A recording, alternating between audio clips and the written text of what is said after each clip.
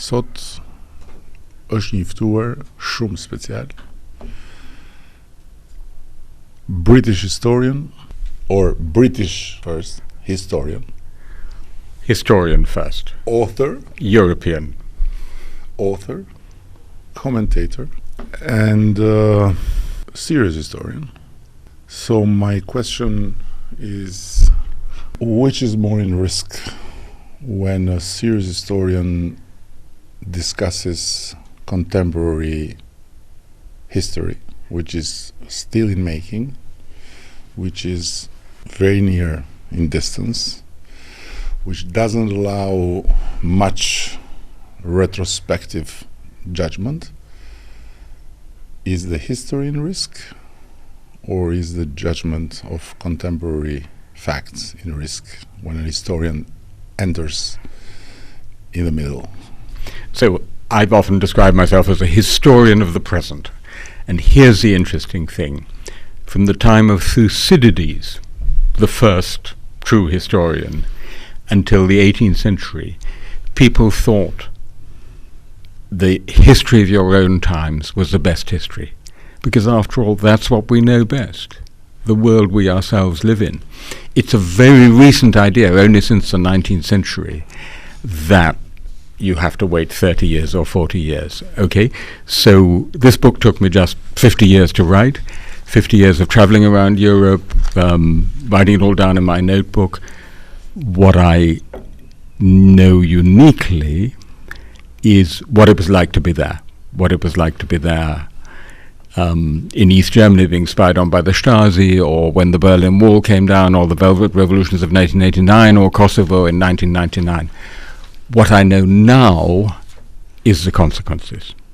So I think it's not a contradiction, they're complementary. Yeah, this is a good way to advocate for both and to kind of advocate for what you do. But still there is a risk. I'm not saying a contradiction, but a risk. Well, if I may, can I just come back on that? Because the problem with the historian who does the typical thing that the academic historian does and wait 30 years or 40 years is what the philosopher Henri Bergson called the illusions of retrospective determinism, the almost irresistible temptation to believe that what actually happened somehow had to happen. So take the end of communism, right? The fall of the Berlin Wall, the end of the Cold War, the end of communism in Albania. To people today, it looks as if it was somehow inevitable. You know very well, it was anything but inevitable. And so what you lose is that sense of how it seemed to people at the time and what people didn't know at the time. So that's the advantage of starting writing the history from the moment of the present. So then we go to the other question, which is, when you write your opinions, strong opinions I must say, about current events, you write history, or you try to set a possible direction for your readers based on how you read the moment and also on what you learn from history? So I would say the historian and the journalist, and I'm both. This is the problem. It's not a problem. It's a great advantage. Both fundamentally about seeking the truth. It's very simple. Both our jobs is to seek the truth. And we do it in slightly different ways. We do it by observing at front hand, coming to talk to a prime minister. You learn a lot from talking to prime ministers, but also sitting in libraries or archives and reading the documents from 50 years ago. So I don't think that is the tension. The tension comes when you start thinking of yourself, I call it Kissingeritis, when you start thinking of yourself as a decision maker, and you're trying to almost be a government and make a government policy, rather than what is our job, which is to try to seek the truth and then to tell it as it is, to speak truth to power. So that's what I've always understood myself as doing. But in a way, when you tell truth to power, you question the power's decision. Sure.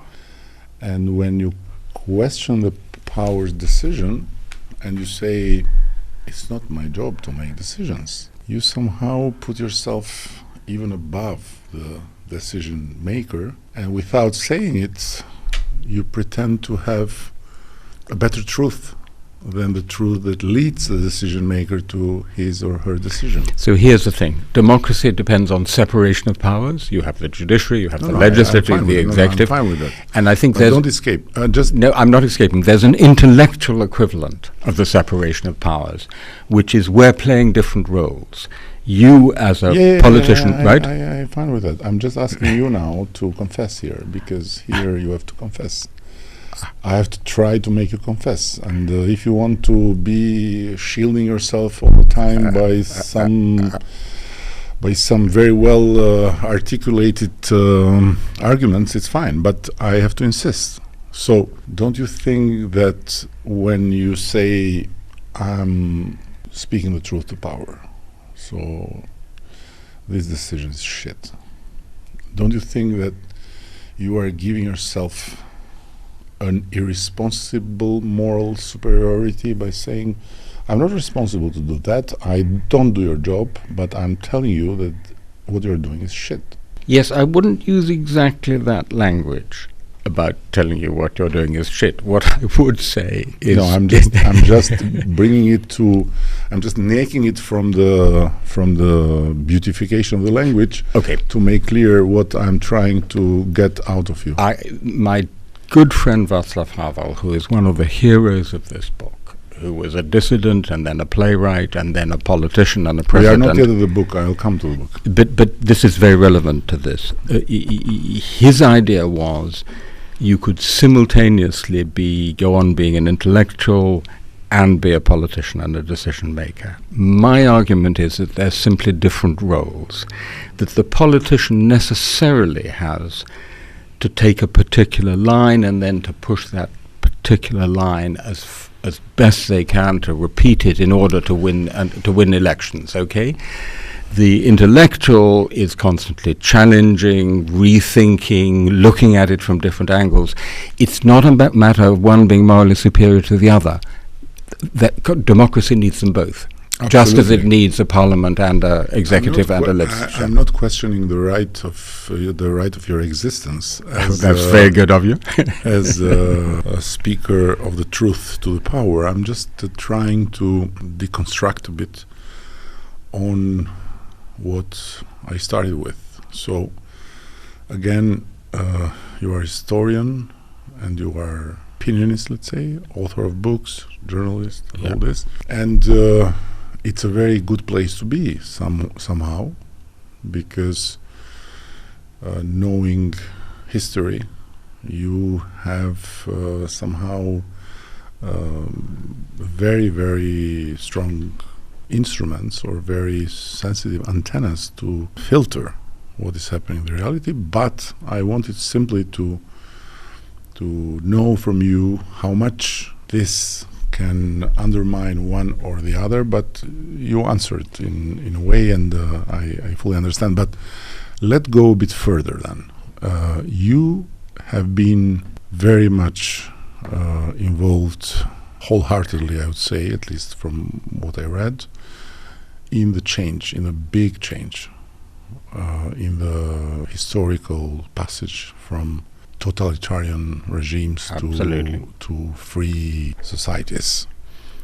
And the former communist regimes, revolutions have been your topic. Now, at that moment in time, you have been quite an enthusiast of what happened. Now, with the eyes of what is happening, don't you think that what you wrote at that time was journalism, and what you write this time about what you wrote that time is history? Oh, I see the point.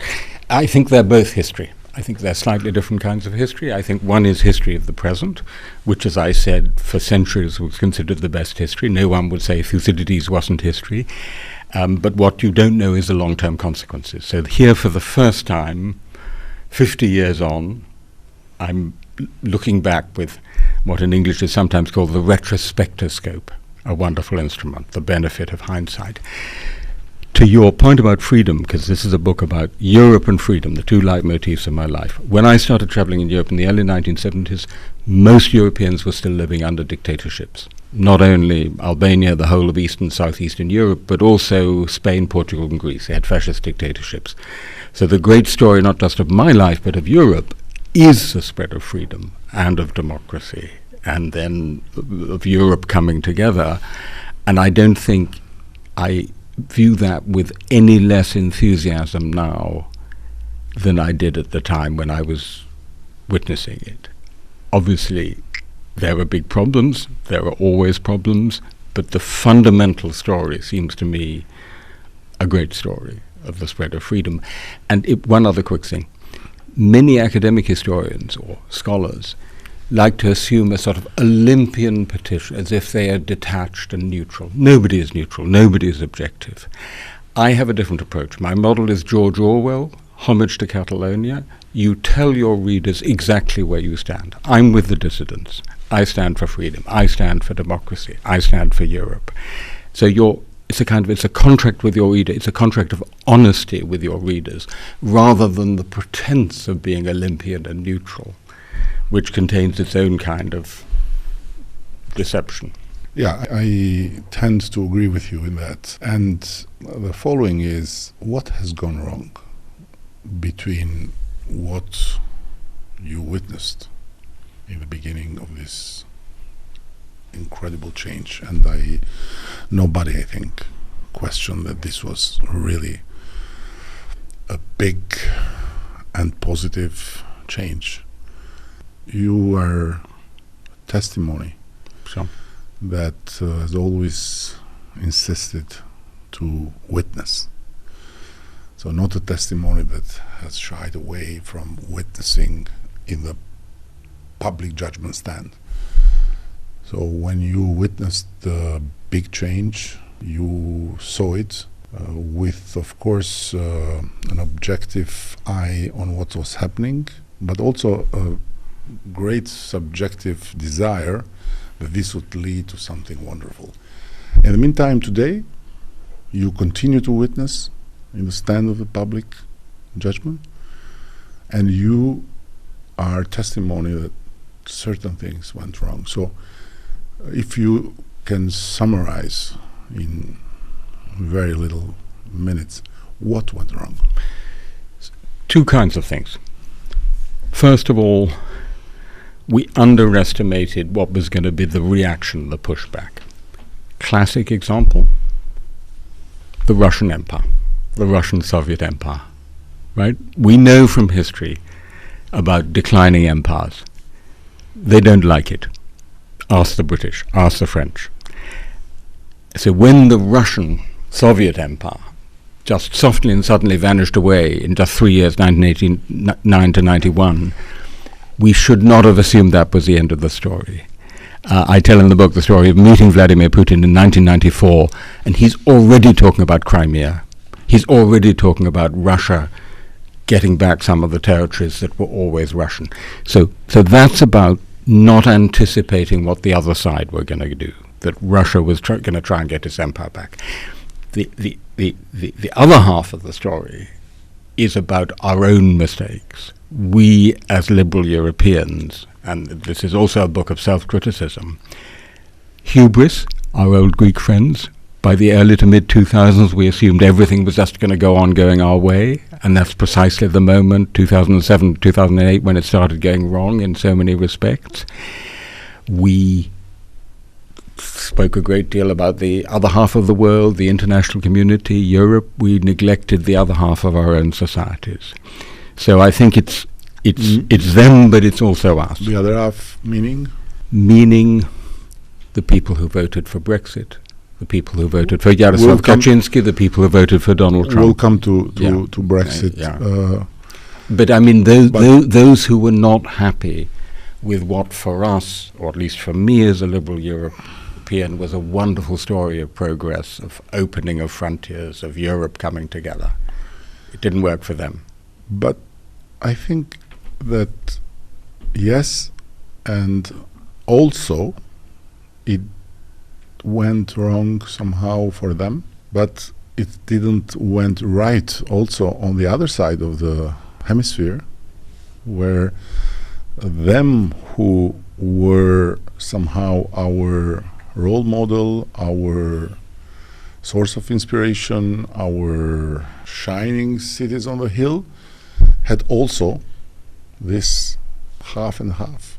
The United Right. States. No, meaning from the West, let's say. Right. So from the Western Europe to the United States, right?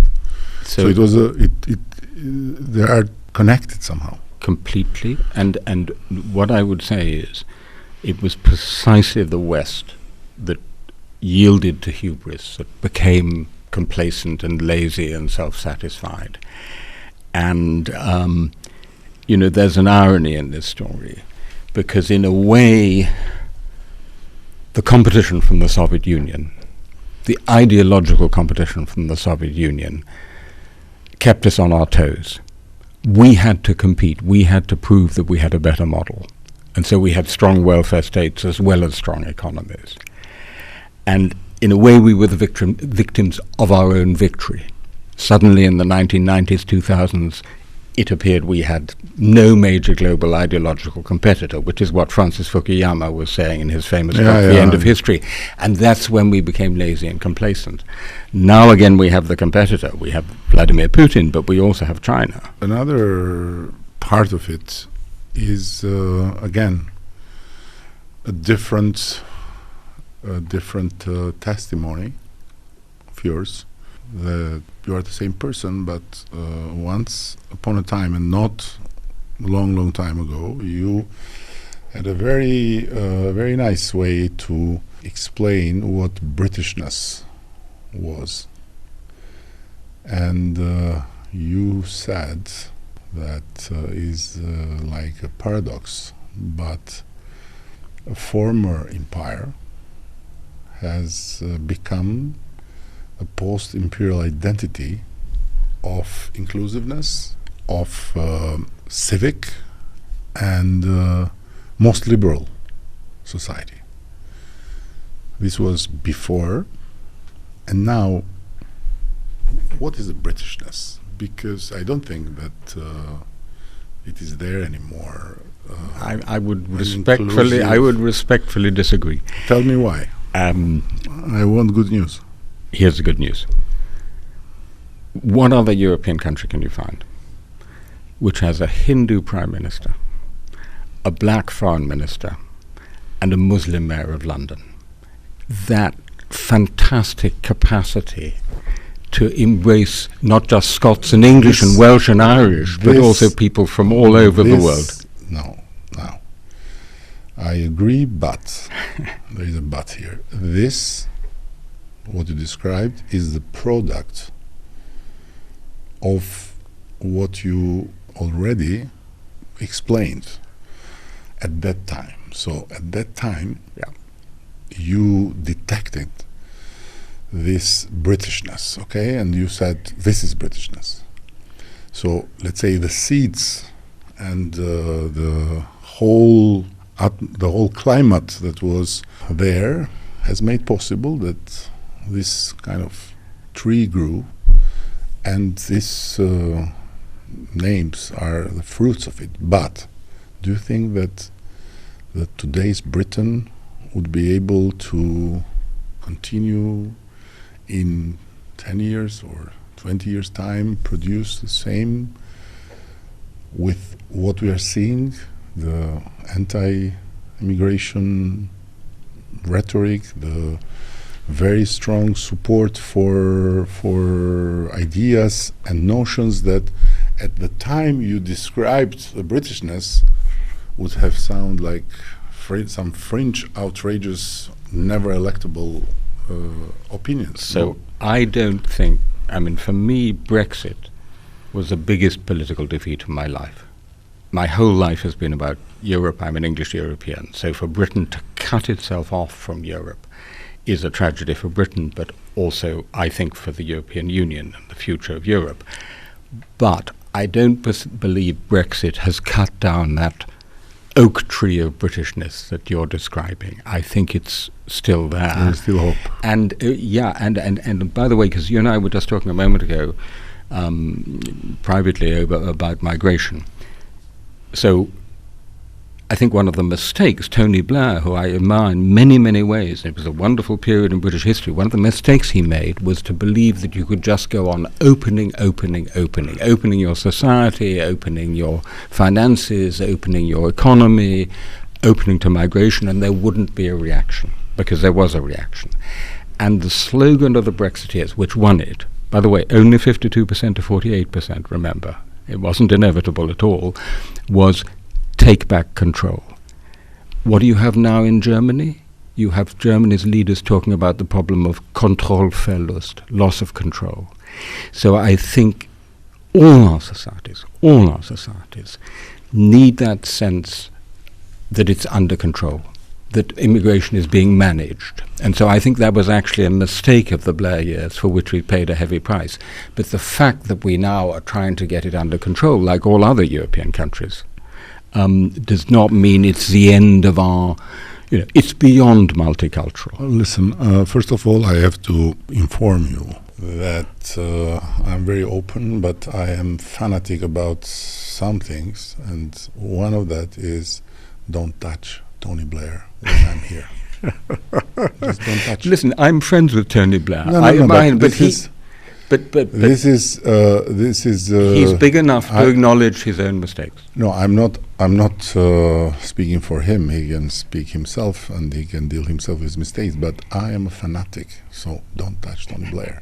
And not to advocate for him, but sorry, Tony Blair has left his office how many years ago? So it's not. I don't think it's not really very accurate that what happened with Brexit be left to Tony Blair as another mistake, because maybe at that time, I don't know, but maybe at that time open was the right way, and maybe close is more like a response in a rush, looking the control being lost, instead of having done some other things before.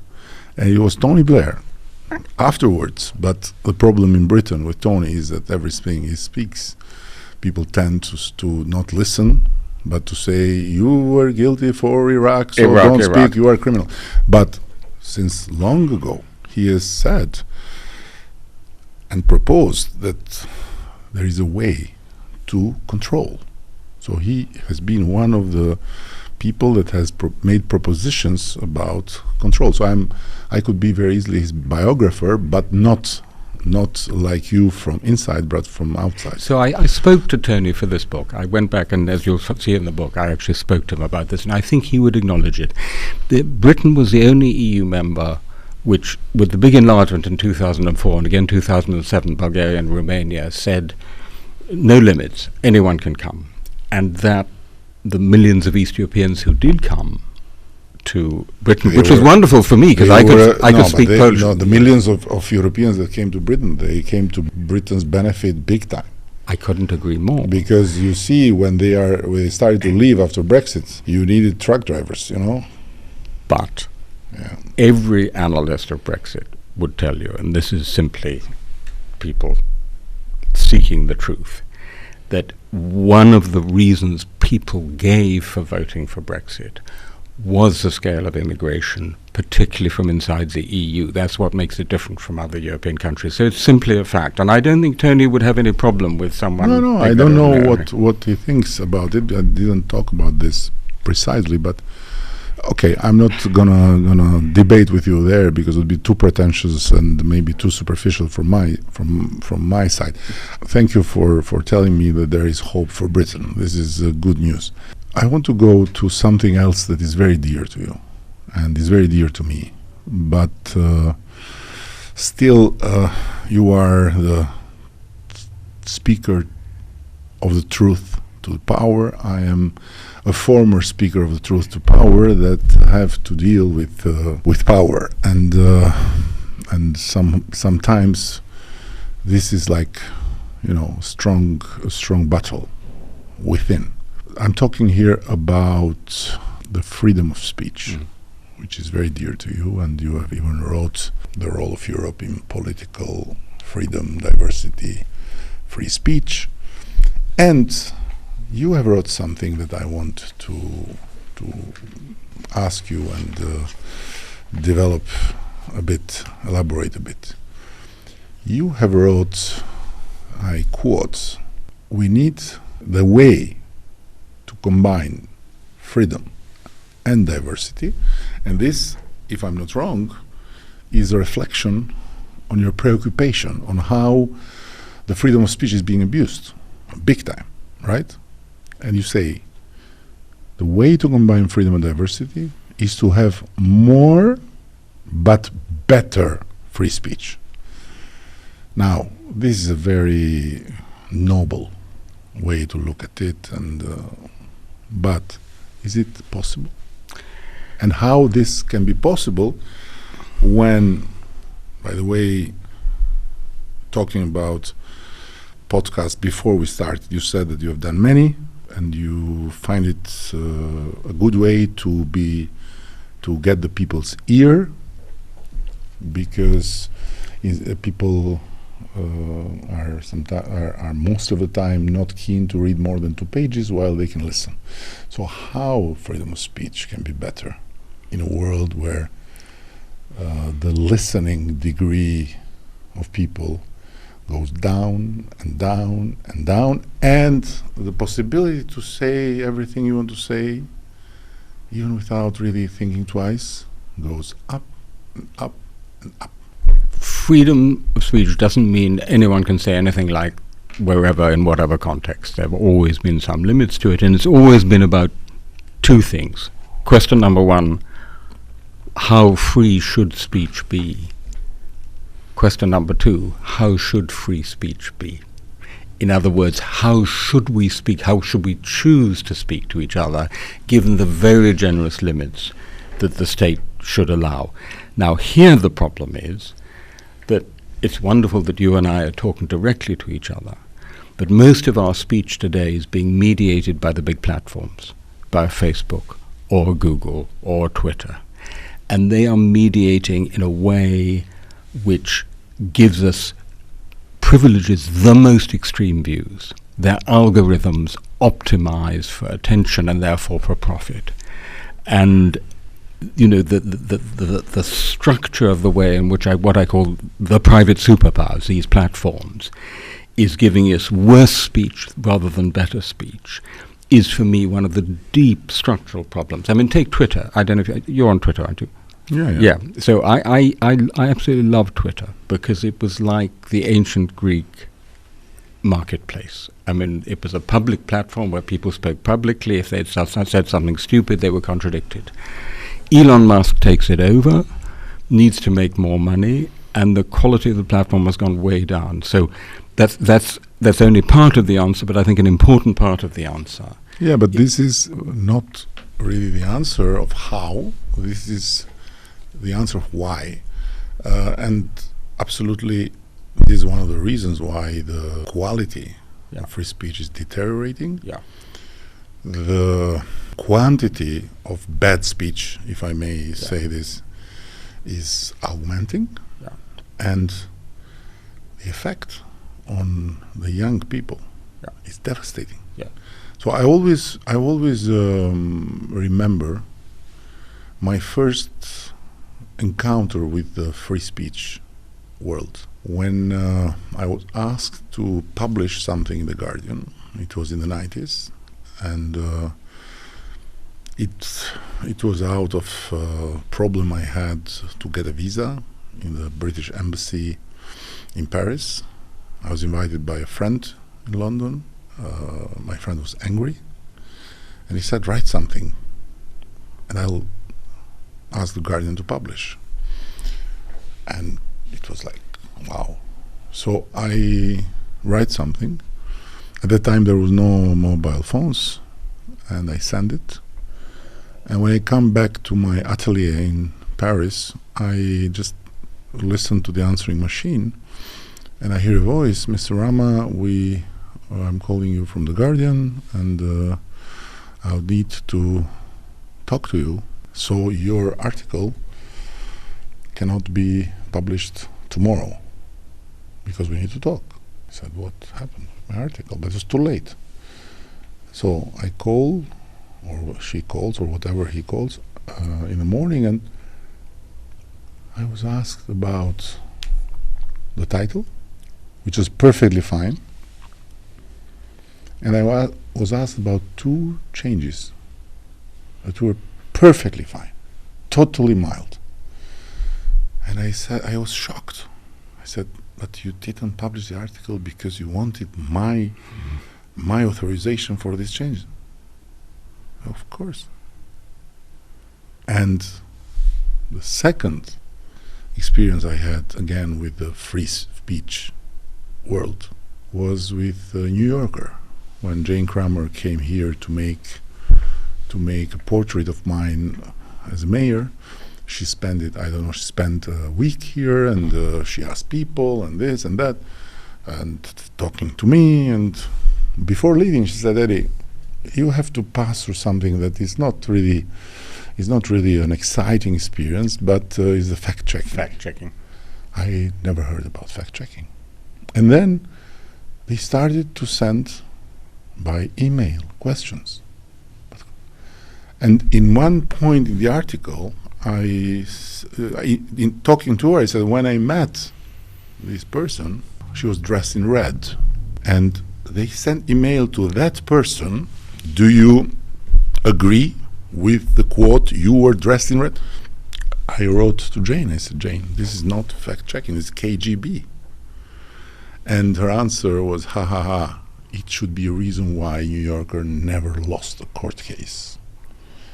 Now, sorry, but from that to the melting pot of all kind of rubbish, all kind of disgusting, not filtered, not even thoughts, but just throws out from the, belly to the public. It's 2 completely different civilizations.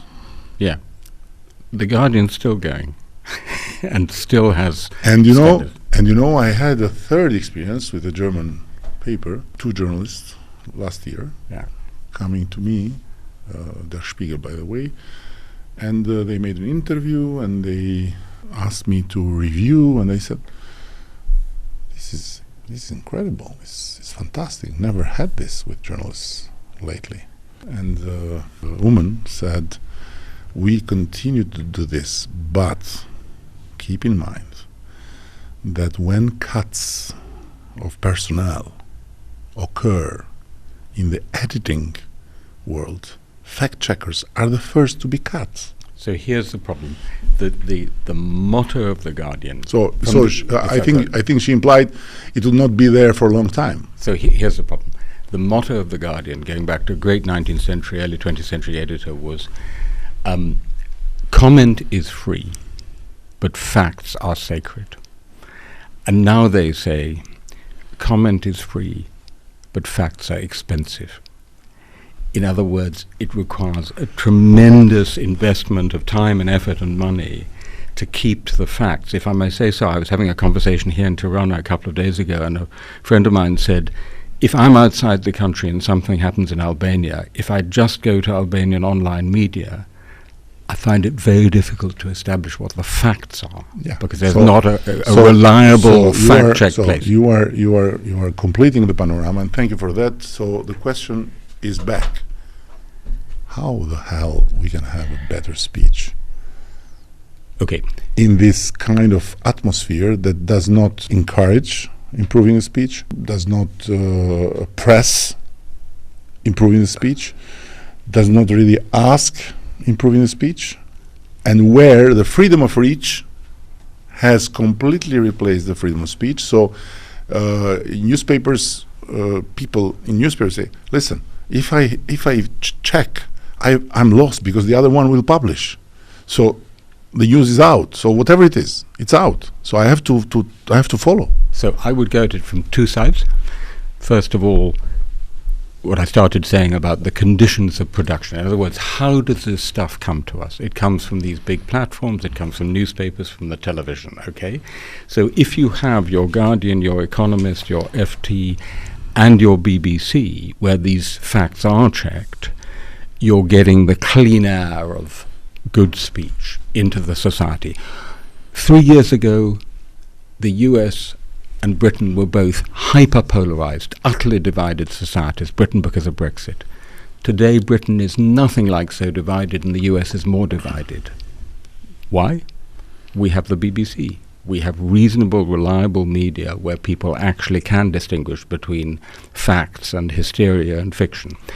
The other side of it is, I'm sorry to say this, but education. If you go into a food shop and you buy a sandwich, you get a label which tells you exactly what all the ingredients are. If you're a kid and you go online and you get a piece of information, you've no idea what's in it and where it comes from. Yeah. So I would go at it from both sides, from the consumer side and the producer side. Yeah, I don't know. I just I'm closing this part by recalling here a great man, another person of whom I'm fanatic. He's not alive anymore, Michel Rocard, right, the great French politician, the greatest prime minister of France, in my view, after Second World War, and one of the greatest political thinkers who, before dying, gave an interview and said, "Internet has taken from us the most precious thing God gave us, the time to doubt. There's no more time to doubt. You have to be there, ready with your side of the story, and you have just to shoot." And all these platforms that are supposedly new spaces of freedom of speech and of democratic dialogue are everything but platforms for dialogue.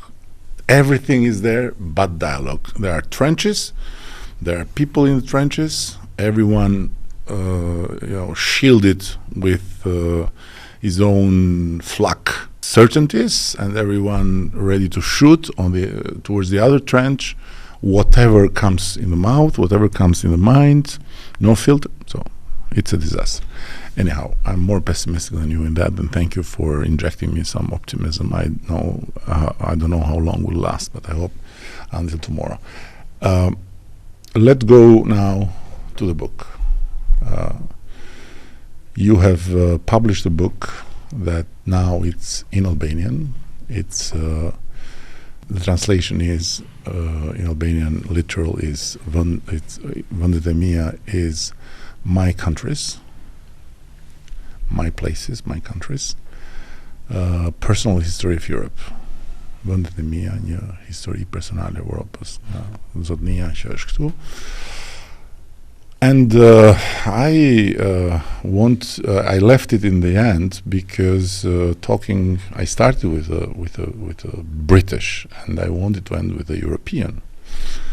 But you didn't let me do everything like planned, which is perfectly fine. And I wanted to start this part with this car because I find beautiful the cover, and I find absolutely amazing this car, which is apparently from another time. And I wanted to ask you if this car is a picture you or your designer found to somehow connect the old Europe with the new Europe, or you are the driver here. I'm so glad you picked up on that cover, because it's beautiful. This Albanian cover is unique. Yeah, but because I saw the English version and was not. This in Albania alone, and this is my wonderful Albanian publisher Linda Dudaj.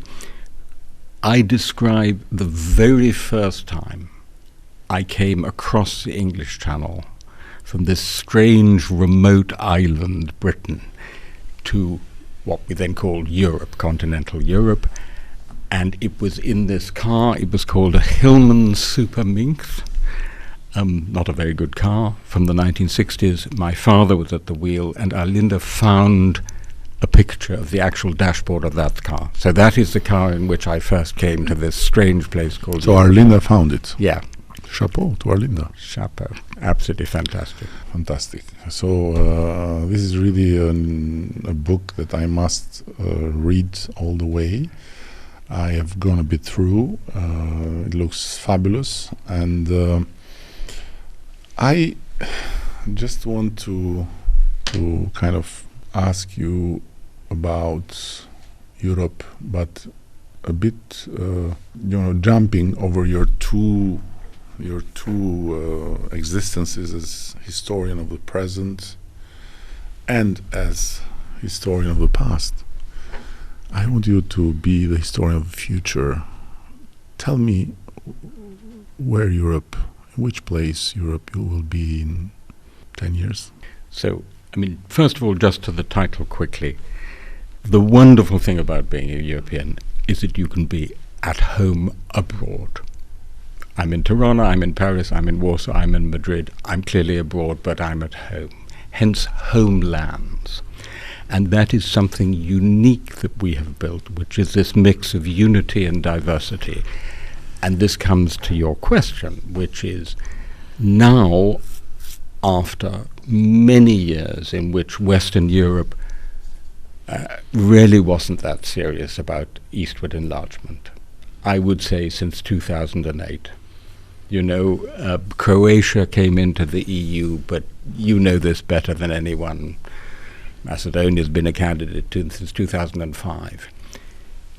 Since the full-scale invasion of Ukraine on the 24th of February 2022, Europe has got serious about eastward enlargement again. And so I really think, Heraclitus, by the way, the ancient Greek historian, said war is the father of all things. True again here. This big war is the father of this change.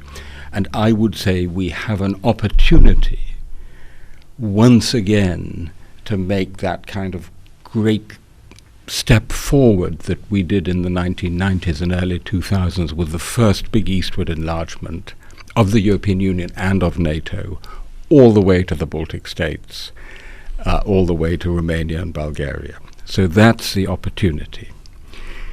The risk is that the war in Ukraine has also showed us that we're in a difficult and dangerous world for the West.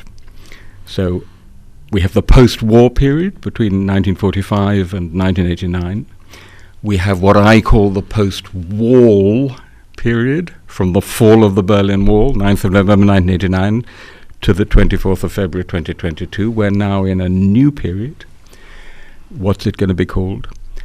I think it might be called the post-Western period, because suddenly we discover that we have Russia fighting a brutal war of recolonization against Ukraine.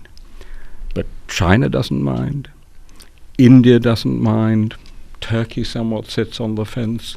South Africa is happy to do naval exercises with Russia and China together. Brazil doesn't mind that much. So we're trying to build this larger and better Europe, but in a world of post-non-Western middle and great powers, which have a very different view of how things should be. So for me, that is the challenge. Yes, but the question was, tell me where Europe will be in 10 years. These are all analysis. Now, how it will go. Try to be, for once, the historian of the future. The historian of the future is a contradiction in terms. Historian of the past, historian of the present, you know. I know, but still, Okay.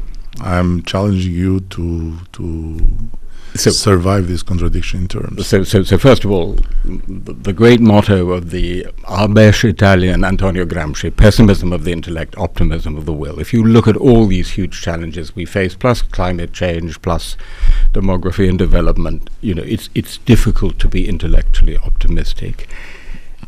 I think if a new generation of Europeans mobilize not only to defend what we have achieved, which is the best Europe we've ever had, but to extend it and improve it, which is entirely possible. We could look back in 10 years' time, we could have an European Union of 35 member states, and we could have defended what we have, our own free way of life in Europe. It's possible, but it's up to us. Okay, but first of all, absolutely, but 100% agreeing with you that Europe,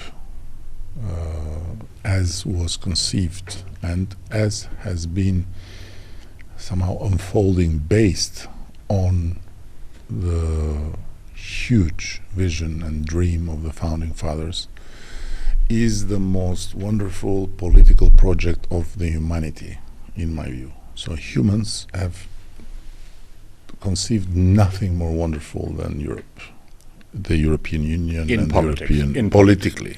Politically, I mean. So I'm talking about the European Union, absolutely.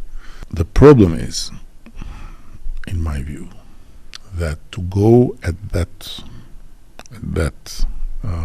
place you described is not so about a young generation of Europeans and all this, but it's about something, first and foremost at least, maybe not exclusively, something you yourself has written. Europe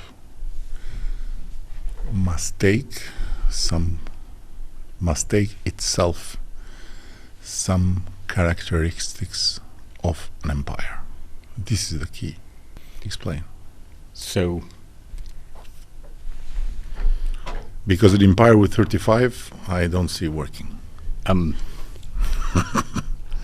35 leading. Empire can have also 350, but the point is who leads. Here's a deep paradox. If Ukraine manages to defend its own independence, that will be the end of the last major European empire, the Russian Empire. So for the first time in more than 600 years, we'll have a Europe without empires, overseas or on land. But in order to achieve that, Europe itself has to acquire some of the characteristics of an empire, because we have to be able to defend ourselves, right? Yes, but and so it has to be something novel in history, which is a non-hegemonic empire, an empire without a single hegemon, particularly, by the way, if the United States is within an empire of the willingness of everyone to be part of it. To be part of it, but I mean to do more together. Yeah, of course, but I mean not hegemonistic in that way. Without a single country as the hegemon. This is the key point. By the way, 6 months ago, I'm sitting in the foreign ministry in Kiev, heavily sandbagged, with the Ukrainian foreign minister, Dmytro Kuleba. And he says to me, for us, Europe is a liberal empire, a peaceful empire, non-hegemonic, by consent. And we want to leave that bad old empire, the Russian Empire, and enter the liberal empire.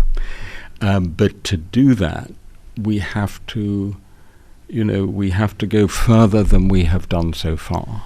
And you know what? No one has ever done this before. You said how beautiful the European Union is. Absolutely, that's the point of this book. No one, this is the best Europe we've ever had.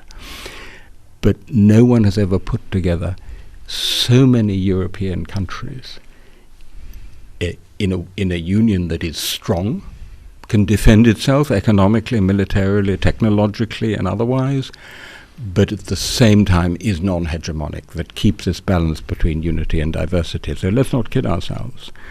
This will be totally unprecedented in history. Yes, and it's much easier to solve the contradiction between being a historian and writing the history of the future than envisaging functioning hegemonistic and run by an hegemonic power empire, which includes 30 and more, maybe 40 states, and which is capable to have unity, to have decision making in real time, to have bold leadership, and to be efficient. So let's leave it here, because could I just say though that in 1989 I sat at countless conference tables when people said it would be completely impossible to get the Baltic states into a European Union and NATO. We've done the impossible. Listen, I'm not saying it will be impossible. I'm saying simply that it looks more difficult to sort it out in conceiving it than to write the history of the future. But of course, maybe the people that will be able to do it will come. And I don't know. You know, Madeleine Albright, the former U.S. Secretary of State, tells a story that a senior French diplomat once said to her, "Madam Secretary, we know that will work in practice, but will it work in theory?" And I would say this is the other way around. In theory, it may seem impossible. The question is, can we nonetheless do it in practice? We have run beyond 50 and more minutes without even, at least I'm speaking for myself, even imagining that 10 minutes are gone. So it has been too fast, and your experience, your field of interests, your space of truth spoken to the power is so large that we have, unfortunately, to leave for another time. And I hope that you will come back. Albania will be part of this dream, even when everyone else will abandon the dream. It's what we do. We are always loyal to empires. So we will be till death separates us, loyal to that empire in making or to be made. But to conclude, I will go back as a final line to your first line, very first line of this beautiful book, which is even before the first line. And I'll bring here to the audience and to our discussion the Søren Kierkegaard quote. I'm trying to translate directly now from Albanian to English, and I hope I'll succeed, which says, it's true what philosophy tells you, that life has to be understood by looking back. But in the same time, the people forget the other principle, that life has to be lived by looking forwards. Don't you think that what happened in that moment we talked a lot today of anti-totalitarian revolutions was a big strength and an immense energy in looking forward and in just wanting to not look back anymore, while what we are living today is more and more the consequence of looking backwards much more than looking forward. There was an old East European joke, I think it was Czechoslovakia in the 1970s. Two people meet on the street. Hi, Jerzy, how are you? Answer, better than tomorrow. So that was then. That was how we thought about the future then. And then someone like Václav Havel came along and said, no, I'm not going to accept that fatalism about that world. I'm not going to be like Stefan Zweig, who said everything was finished. Of course we have to have a vision for the future, and I do. And in that future, having just received the key to the city of Tirana from your mayor yesterday, I look forward very much to coming back to Albania. No, I don't question yours or mine keenness to look forward. I was simply stating that what we are witnessing as backlashes all over the place is a result of an attitude that is much more of looking backwards than forward. I very much agree. So that one of the problems we had in this period of hubris in the early to mid 2000s, we thought everything was going our way and the future is ours. And now we have the opposite problem, is we think the future belongs to somebody else. I just happened to watch an interview among many of Yuval Harari, and I was completely struck by a line that was so beautiful to me, because he was asked as a historian from the interviewer, you as a historian, how you see what's happening and what history has taught you about this. And he said, certain moments in time, you have to deal with two fundamental things: justice and peace. And it's always the best, and it's always worked better to secure peace first and then look to justice. Because if you are obsessed about securing justice first and then look to peace, you will have nor justice and neither peace. So fantastic. I'm so thankful.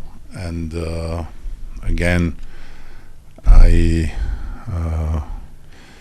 thank you also for the joke, and I am concluding myself with another, not joke, but an episode from the former communist Albania, when someone, a student of art, came back from his studies in in Czech Republic, I think Czechoslovakia at that time, because when he had to have his final stage and present his work to get his diploma, here the high art school, the academy, was already opening. So his Czechoslovak professor came with him, and he exposed his work in front of him and the others. And so he got a diploma. And the day after, when he went with his professor to accompany him to the airport, the professor said, I wish you all the best, but I can't hide to you that your future was yesterday. So much thank you. Vëndet e mia është libri I Timothy Garton Ash, një, siç e pat, europian I devotshëm, një historian, një gazetar, një autor libresh, I cili vjen në Shqipëri me këtë libër, të përkthyer nga kush e ka përkthyer librin, let me see, Virgil Muçi, një pen për të mos u lënë asnjëherë pa u lexuar, dhe të botuar nga Arlinda Dudaj. Ju falenderoj për vëmendjen.